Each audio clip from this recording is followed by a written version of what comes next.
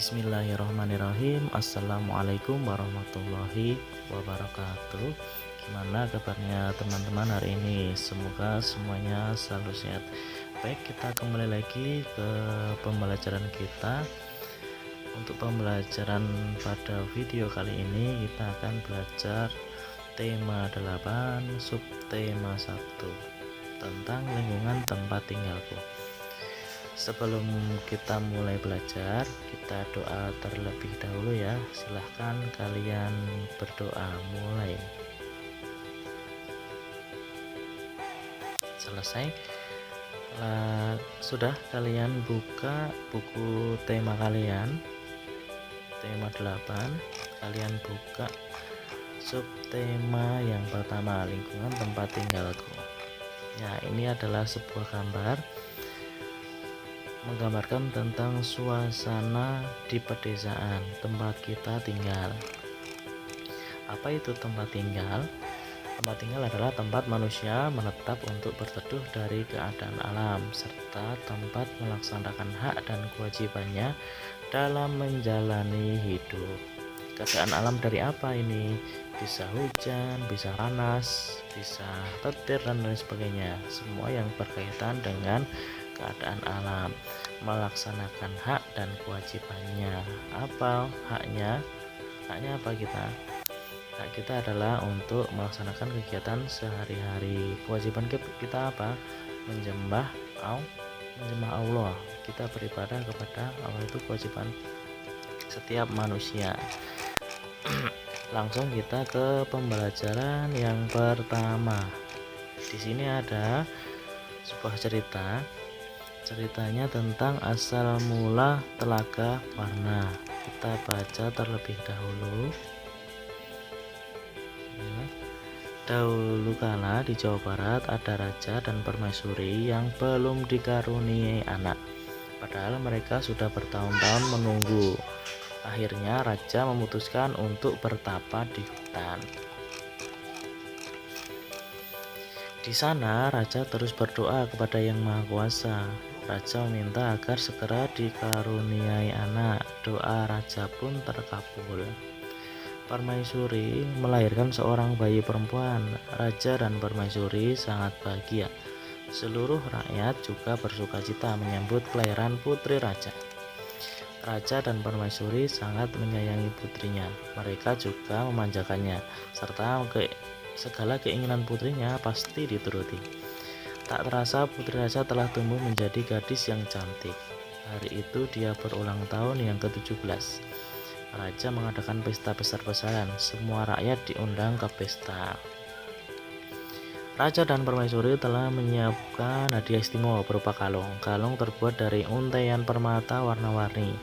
Saat pesta berlangsung, raja menyerahkan kalung itu. Kalung ini hadiah dari kami. Lihat, indah sekali bukan? Kau pasti menyukainya, kata raja. Raja bersiap mengalungkan kalung itu ke leher putrinya. Sungguh di luar dugaan. Putri menolak mengenakan kalung itu. Aku tak suka kalung itu, ayah, tolak putri dengan kasar. Raja dan permaisuri terkejut. Kemudian permaisuri berusaha membujuk putrinya dengan lembut. Permaisuri menekat dan hendak memakai kalung itu ke leher putrinya.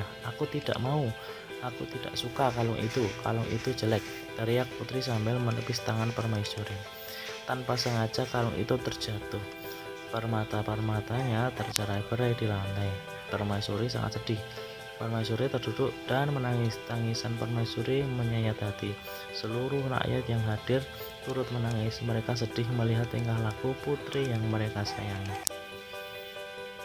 Tidak disangka air yang tumpah ke lantai berubah menjadi air. Aliran air menghanyutkan permata-permata yang berserakan. Air tersebut mengalir keluar istana dan membentuk danau. Anehnya, air danau berwarna-warni seperti warni permata kalung putri. Kini danau itu terkenal dengan nama Telaga Warna. Lalu di bawahnya ada pertanyaan, siapa tokoh yang terdapat dalam cerita itu ya? Ada siapa tadi? Raja, permaisuri, putri, dan juga rakyat. Itu tokoh-tokohnya. Kemudian di mana raja melakukan pertapaan? Tadi raja melakukan pertamanya di mana? Di hutan.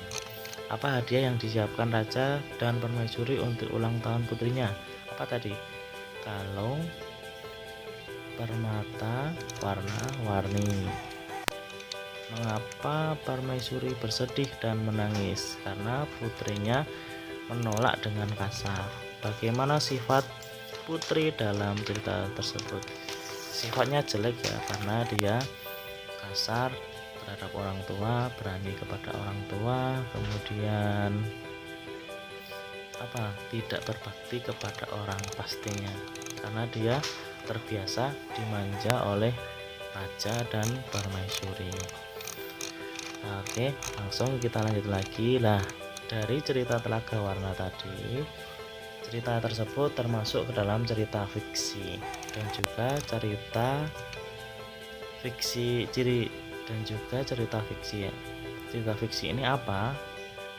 Nanti akan kita bahas, nanti akan kita tunjukkan teksnya apa itu cerita fiksi, kemudian ciri-ciri dari cerita fiksi. Nanti silahkan kalian tulis di buku kalian masing-masing. Cerita fiksi adalah cerita rekaan atau khayalan pengarang. Isi cerita dapat murni berasal dari khayalan pengarang. Khayalan itu imajinasi, tetapi juga dapat berdasarkan pada fakta. Cerita fiksi yang dikarang berdasarkan fakta diperoleh dari berbagai pengalaman, baik pengalaman sendiri maupun pengalaman orang lain. Kemudian pengalaman tersebut diolah menjadi bahan cerita yang menarik. Itulah tadi tentang cerita fiksi. Intinya adalah cerita fiksi adalah cerita khayalan atau imajinasi pengarang. Kemudian di bawahnya ada ciri-ciri cerita fiksi. Kalian catat ya. A merupakan cerita rekaan atau cerita nyata yang diolah oleh pengarang. B bertujuan untuk menghibur dengan menceritakan suatu peristiwa. C disajikan dalam alur cerita. D menggunakan bahasa yang komunikatif. E menggunakan bahasa yang tidak baku. Nah, ini adalah 5 ciri-ciri cerita fiksi. Oke, itu. Lanjut lagi kita mengamati. Udin menarik ayunan, kemudian mendorong ayunan.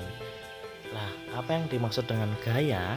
Gaya itu adalah suatu kekuatan yang mengakibatkan benda yang dikenainya dapat mengalami gerak, perubahan kedudukan, atau perubahan bentuk. Gaya juga dapat diartikan sebagai tarikan atau dorongan yang dapat mempengaruhi keadaan suatu benda. Nah, berarti gaya ini punya pengaruh besar terhadap benda. Yaitu apa pengaruhnya? Pengaruhnya bisa menggerakkan benda dan merubah kedudukan suatu benda. Kemudian lanjut lagi, gaya yang diberikan Udin terhadap ayunan yaitu tarikan dan dorongan. Akibatnya ayunan itu bergerak. Saat ditarik, ayunan bergerak ke belakang saat mendekati Udin. Saat didorong, ayun bergerak ke depan atau menjauhi Udin. Apa yang dimaksud dengan gerak? Nah, di sini ada gerak adalah perpindahan kedudukan suatu benda terhadap benda lainnya, baik perpindahan kedudukan yang mendekati maupun menjauhi suatu benda atau tempat asal benda itu dikenai. Agar kamu bisa memahami tentang gerak dan gaya, lakukan percobaan ini ya. Kalian lakukan meja kalian dorong dan juga meja kalian tarik. Nah, ini lalu kalian tuliskan di situ apa yang terjadi pada meja saat didorong. Saat didorong berarti meja itu menjauhi kita. Kemudian kemana arah meja didorong? Kalau didorong berarti arahnya adalah ke depan. Yang ketiga, apa yang terjadi pada saat meja ditarik? Meja akan mendekati kita, bergerak mendekati kita. Kemana arah meja saat ditarik? Pasti meja tersebut mendekati kita. Ya, Itu juga bisa juga, tidak hanya meja, yang lainnya pun bisa. Misalkan gaya, kemudian geraknya kemana gitu.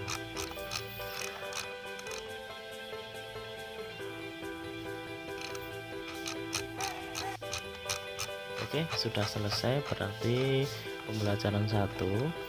Apa yang dapat kita ambil dari pembelajaran 1 ini?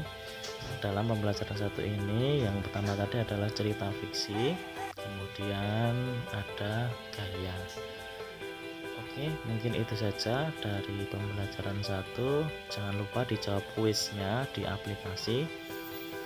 Semoga nilai kalian mendapatkan skor yang maksimal. Oke, apabila ada yang ingin ditanyakan silahkan komen di bawah, dan jangan lupa untuk klik subscribe dan juga like ataupun share video ini supaya teman-teman kalian di rumah juga bisa belajar.